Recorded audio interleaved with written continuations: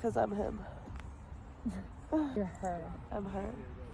Oh, you're saying how spirituality is the most egotistical thing. Can you say more on that? So spirituality is the most egotistical faith that you could believe in. I remember when I was spiritual, I had so much faith in myself. I was so lost, and I just wanted to go in some sort of direction, right? I wanted to find myself. Is it the most egotistical because it's belief in self? Yes. Rather than a deity? Yes. I feel like belief in that you will do well and or be successful or whatever. Most spiritual people, they just want success. That's true. They want to believe in their brand and their...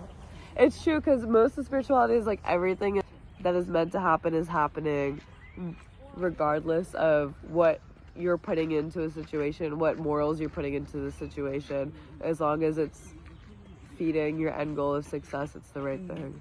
I was actually having a conversation with my friends like 2 years ago who also moved to LA, but now she like left. She was saying how like there are more cults in America than there are anywhere else in the world.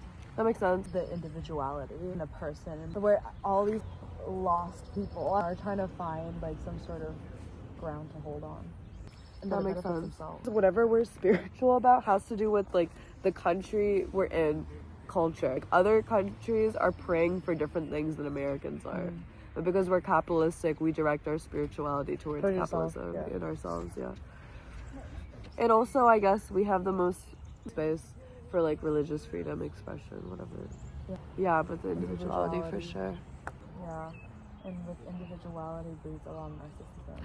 It's also interesting because I feel like a lot of the spirituality on Instagram is, I feel like the language is so ego driven. It's all about like me, everyone else is bad. It's like very me versus them. And I'm like, if you're creating a division between you and another person and putting yourself on a pedestal, then that's ego. Like the second people do that, they're fucked. But I feel like that's what a lot of spiritual people do, is they assume that they're better. That book, How to Win Friends or Make Friends and Influence People, it's literally like just listen to people and all this shit, but it's with the aim of something. Getting something out of them.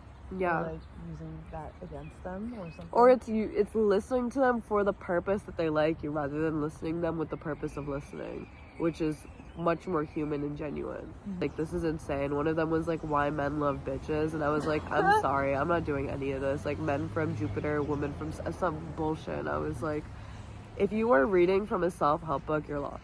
Like, if you cannot forge your own understanding of the world and you need this white woman to tell you how to, you're lost. You're lost.